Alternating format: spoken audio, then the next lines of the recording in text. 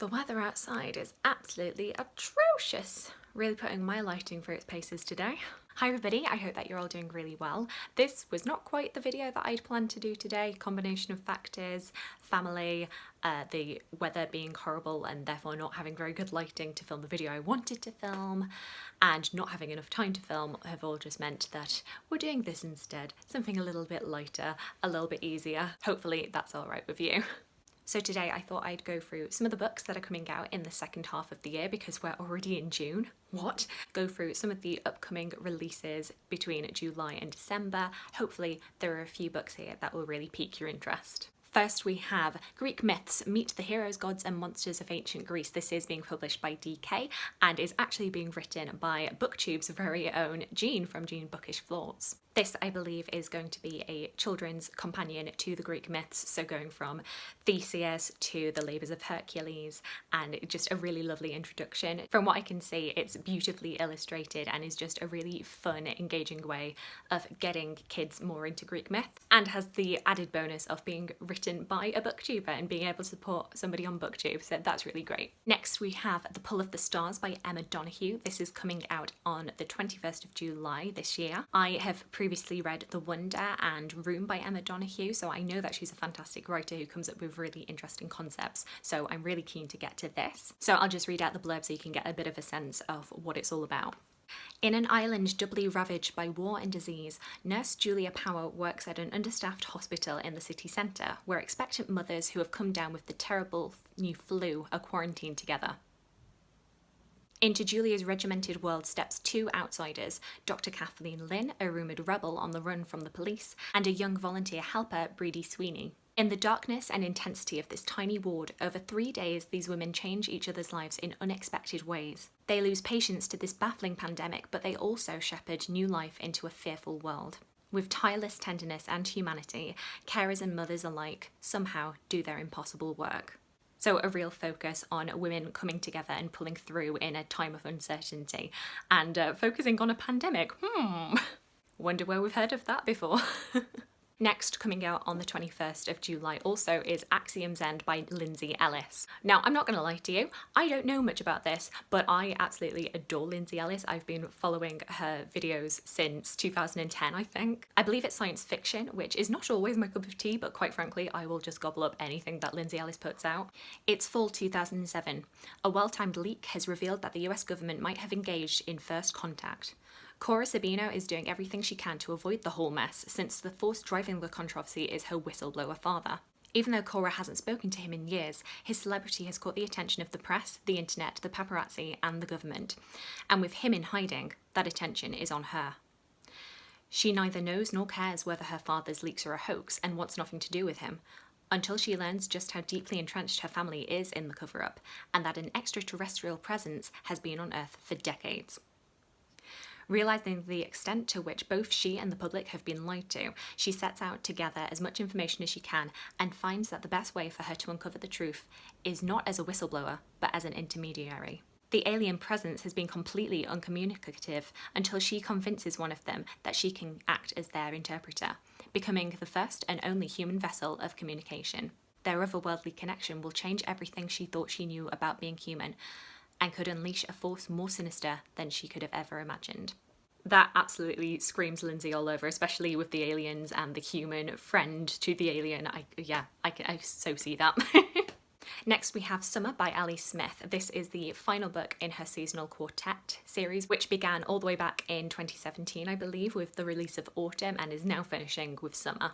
This is an interesting series for me because I buy them every single time, and I'm not gonna lie to you, I never usually enjoy them. I'm just not a massive fan of Ali Smith's stream of consciousness style, but I'm always so intrigued by them because they're always very relevant to what's going on in the world right now. And I'm quite interested especially to see how relevant we'll find this, especially because this was clearly written prior to the pandemic, and I know a lot of people are reading books pre-pandemic and finding, like, what can I relate to with this? So I'll be interested to see what Ali Smith comes up with this time. Another DK release, which is coming out on the 6th of August, is World History from the Ancient World to the Information Age. This is just a big, comprehensive, sweeping narrative of world history. I believe it's going to start with the emergence of Homo sapiens all the way up to today, and is just going to be filled with introductory material and gorgeous imagery. I really love guides like this as introductions to history for people, so I'm quite keen to see what DK come up with this time.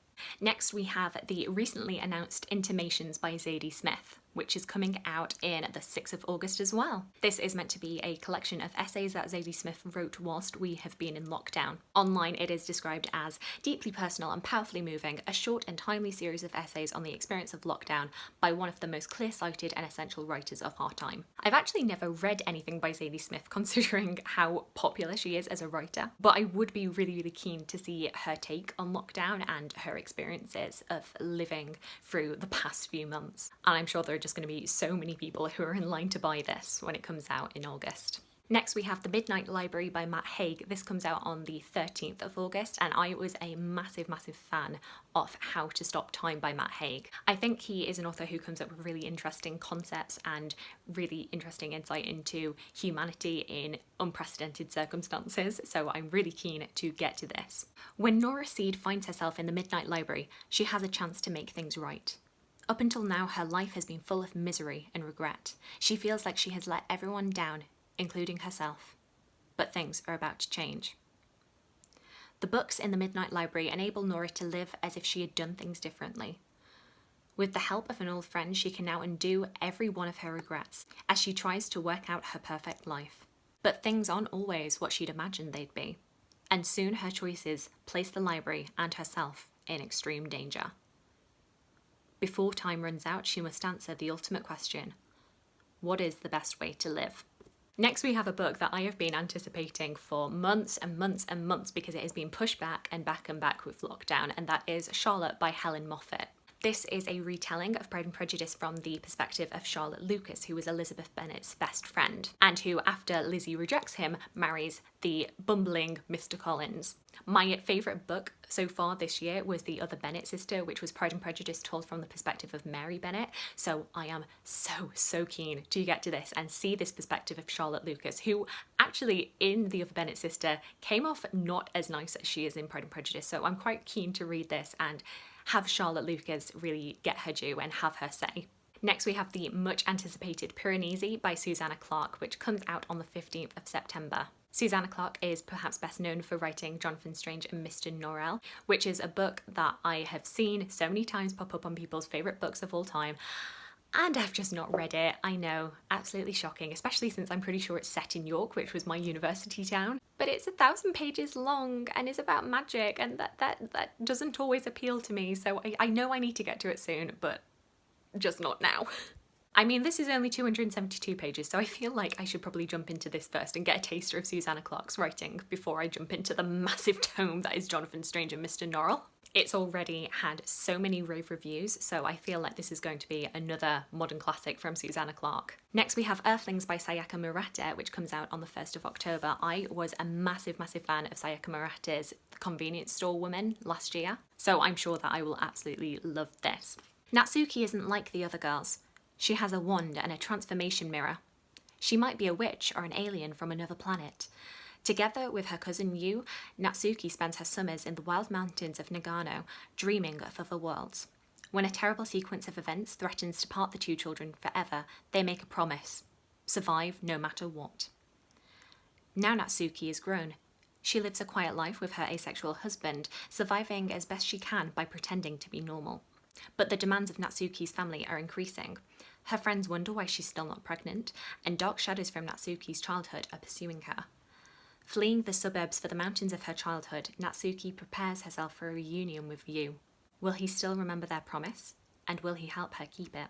Very similar to Convenience Store Woman in that we're focusing on a character who's seen as being a bit of an oddball, and basically how she reconciles with like the weird parts of her nature and what society expects of her. So I think I will really enjoy this. Next, we have Pandora's Jar: Women in the Greek Myths by Natalie Haynes, which comes out on the 1st of October as well. I believe this is Natalie Haynes retelling Greek myths from the perspective of the women in those stories. Last year I read 1,000 Ships by Natalie Haynes, which was the Trojan War and the Iliad narrated from the perspective of the women, and I absolutely loved it. So I'm really, really keen to see Natalie Haynes' take on all sorts of different Greek myths. I also recently reread The Song of Achilles by Madeline Miller, and I have just purchased Emily Wilson's translation of the Odyssey, so I'm really in like a Greek myth retelling mood right now. But I will have to wait until October to find out if I really like this too.